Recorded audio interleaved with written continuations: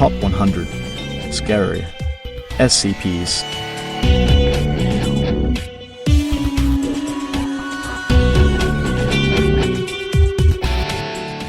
Item number SCP-1602. Object Class Safe. Special Containment Procedures. As it only exhibits anomalous qualities when spread out, SCP-1602 must remain folded a minimum of 5 times when not undergoing testing. When SCP-1602 is removed from its container to undergo testing or cleaning, no fewer than 3 personnel are to be in a room with it at any given time.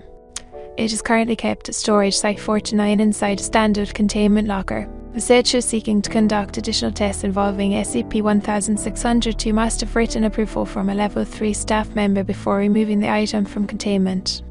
Instances of SCP-1602-B are to be terminated by security personnel after researchers have made sufficient notes regarding its behaviour. All remains are to be preserved and placed in storage. Description: SCP-1602 is a plastic shower curtain. When sprayed and placed in a room with a single human subject, SCP-1602 will enter its active state, and an extra-dimensional space containing SCP-1602 will be generated behind SCP-1602.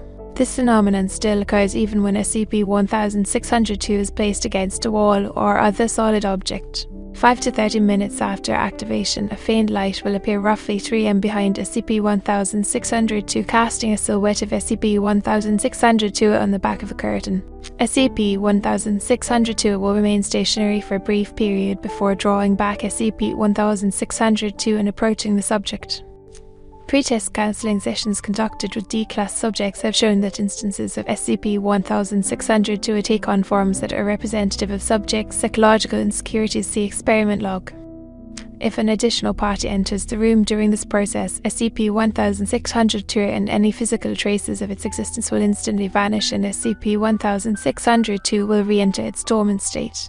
If left unimpeded, SCP-1602 will restrain the subject and forcibly put them behind SCP-1602. Instances of SCP-1602 have consistently proven capable of outrunning, overpowering, and subduing subjects through non-lethal means. Once the subject has been taken behind SCP-1602, SCP-1602 will return SCP-1602 to its sprayed position. SCP-1602 will then re-enter its dormant state. In roughly 10% of tests conducted with D-Class personnel, the captured subject re-emerged from behind SCP-1602 unharmed and with no memory of their abduction. In the remaining tests, SCP-1602 spontaneously reactivated 10 to 60 minutes after the subject's disappearance, and an instance of SCP-1602-B was generated. SCP-1602-B are identical to the most recent version of SCP-1602-A, however, they will not disappear when viewed by a person other than the subject. SCP-1602-B can be easily terminated with a standard firearm, even when SCP-1602-B possesses no visible means of animation. SCP-1602 was retrieved on September 30, 2008 from a hotel in Redacted, South Dakota. During the initial containment mission, Foundation field agents discovered an instance of SCP-1602-B inside a hotel room and presumed it to be an independent anomaly. The instance was designated SCP-1602 and the mission was deemed a success. When Foundation intelligence intercepted a second report of a monster at the same hotel, a more thorough examination of the building was initiated. SCP-1602's actual nature was eventually discovered and its documentation was rewritten. Experiment log. Test 1602-5. Subject: D1602-5, male, age 20. During conversations with on-site cancer doctor, redacted subject confessed that he had coerced his girlfriend into having an abortion. Subject expressed profound feelings of regret surrounding this event. Procedure: SCP-1602 hung on a plastic shower rod suspended from the ceiling in the middle of the test chamber. Subject was instructed to walk around SCP-1602 and view the other side once it entered an active state. Results: SCP-1602 entered an active state after approximately 5 minutes, consistent with activation time in previous tests. The subject noticed a faint light emanated from behind SCP-1602 and walked around to view the other side. Subject reported that upon viewing the other side, SCP-1602 apparently re-entered its dormant state. The light vanished and was no longer visible from either side of SCP-1602. No other anomalous activity reported. Test 1602-6. Subject D1602-5, same as previous test. Procedure: SCP-1602 hung on a plastic shower rod suspended from the ceiling in the middle of the test chamber. The subject was instructed to stand in place and observe only one side of SCP-1602. Results: SCP-1602 again entered an active state after approximately 5 minutes. 10 minutes and 23 seconds into the test, a small, undefined silhouette appeared at the base of the curtain. An instance of SCP-1602 or SCP-1602-6 emerged precisely 3 minutes later, taking the form of a newly born child covered in vernix kystosa and blood. SCP-1602-6 crawled out from beneath the curtain in the direction of the subject. Upon observing SCP-1602-6, the subject screamed and stumbled backward, losing balance and collapsing on the floor. Several hundred additional instances of SCP-1602-6 continued to emerge. Many of these were identical to the original instance, although 22% of duplicates still bore umbilical cords. Acting as a group, SCP-1602-6 converged on the subject. Subject fought back but was overpowered by SCP-1602-6 and was subsequently dragged behind the curtain, followed by all remaining SCP-1602-6. A single instance of SCP-1602-B6 emerged after 15 minutes. Autopsy confirmed that its anatomy was consistent with that of a typical infant, although its internal organs were found filled with live maggots.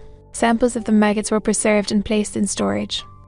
Afterward, any traces of vernix kystosa and blood left on the floor by SCP-1602-6 ceased to exist the moment research staff entered the room.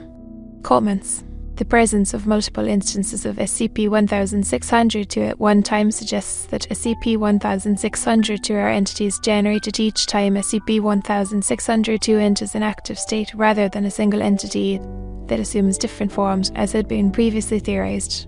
Dr. Lindquist. Test 1602-7. Subject D1602-6, female, age 33. Subject had a history of bulimia and self-image disorders. Procedure: SCP-1602 placed in a spread position against the wall of the test chamber with a mild adhesive. Results: subject exhibited high levels of anxiety and panic upon SCP-1602 entering its active state, repeating the phrase, "I can't do this." This pattern of behavior continued until SCP-1602-7 appeared behind SCP-1602, at which point subject began banging on the wall opposite to SCP-1602 while shouting incoherently. SCP-1602-7 pulled back the curtain, revealing a cavity in the wall that had not previously existed. SCP-1602-7 was identical to the subject in height, skin tone, and hair colour, but appeared to possess no muscular tissue whatsoever, with skin stretched directly over its bones and ligaments. Lack of musculature notwithstanding, SCP-1602-7 still possessed a high level of mobility and strength, grabbing the subject by the ankles and pulling them behind the curtain. SCP-1602-B5 emerged within 5 minutes of the subject's disappearance. It was observed to claw at its own body, jaw fully extended but making no vocalizations. Researchers called for termination after 4 minutes of observation. Autopsy deemed unnecessary as SCP-1602-B5 had peeled back most of its own skin, confirming its lack of muscle tissue. Retrieval of SCP-1602 showed the wall to be in the same condition as it had been prior to the test. Test 1602-8. Subject D1602-7, male, age 58. Subject had been a high-ranking employee of Redacted prior to incarceration. Dr. Redacted, who provided counselling for the subject in the weeks prior to testing, noted that the subject expressed significant frustration over the fact that his dedication to his work had led to his estrangement with his children and ex-wife. Procedure: SCP-1602 placed on the floor in a spread position. Results: SCP-1602's horizontal orientation did not appear to alter its effects activating within the standard time frame. SCP-1602-8 emerged from beneath it, climbing from a perfectly round hole in the floor that had not existed prior to SCP-1602's activation.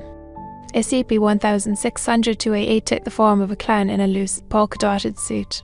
While its body resembled that of a natural human, its head was disproportionately large and made from what appeared to be paper mache, with areas of the face cut out where its eyes and mouth would typically be located. A reflective substance later confirmed to be standard confetti poured continuously from these orifices for the duration of the test. This test marks the first time an instance of SCP-1600-2 has made vocalizations despite its lack of visible means of articulation. SCP-1600-288 approached the subject very slowly, repeatedly expressing a desire to play and encouraging the subject to loosen up and lie a little. The subject attempted to engage SCP-1600-288 in conversation, making numerous inquiries about its nature, albeit with a significant amount of profanity. 34 minutes after the subject's capture, SCP-1600-2B8 was generated and proceeded to stumble around the room in a state of extreme distress. Like SCP-1600-288, it made numerous vocalizations, though most of its statements were requests to see Dr. Lindquist and questions regarding itself. The following is the subsequent exchange between SCP-1600-2B8 and Dr. Lindquist. Hide interview log. Begin log. We'll start by confirming your identity. What is your name? SCP-1600-2B8. Confetti still pouring from its facial orifices. Redacted. What are the names of your children? What's happened to me? Please remain calm and answer the questions. Do you have any pets? I have a Great Dane named Dorothy. Please, doctor, I need help. I'm blind and... What did you see after you were taken behind the curtain? I didn't see anything. What's happened to my face? Why am I blind? What did that thing do to me? That's what we're trying to figure out. We want to help you, but you need to answer our questions. Did the entity say anything to you after? You let this happen? For the love of God, doctor, what's it done to me? Why can't I see anything? Why is everything so cold? Why does my head feel... SCP-1600-2B8 raises its hands to its face and makes vocalizations similar to weeping. Please try to remain calm. I only have a few more questions. SCP-1600-2B8. Still weeping. Nothing's changed. Nothing's changed. End log. Closing statement. SCP-1600-2B8 refused to respond to any further questioning and was terminated shortly after the interview. It is unknown if D-1602-8 was physically transmuted into SCP-1600-2B8 if the subject's consciousness was transferred, or if SCP-1600-2B8 was impersonating the subject. A small amount of the confetti produced by SCP-1600-2B8 was placed in storage and the rest was incinerated. Test 1602-11. Subject: D-1602-21, male, age 46. Subject was uncooperative in counselling sessions, but was found to have a history of impoverishment. Procedure: subject given a standard firearm and placed in a bulletproof testing chamber with SCP-1602. Results: SCP-1602 took the form of an elderly, emaciated male dressed in heavily damaged winter clothing. The subject fired several rounds of ammunition which had no visible effect on SCP-1602-A. The subject was subdued and brought behind SCP-1602 as in previous tests. Narrativity was detected from SCP-1602 for 2 hours, after which the subject re-emerged, apparently unharmed and visibly damp. When interviewed, the subject claimed that he had simply taken a shower, describing the experience as pleasant and cleansing. Testing is ongoing. What would you come back as? Or, what do you think would manifest to pull you behind the curtain? I'd rather not go down that road.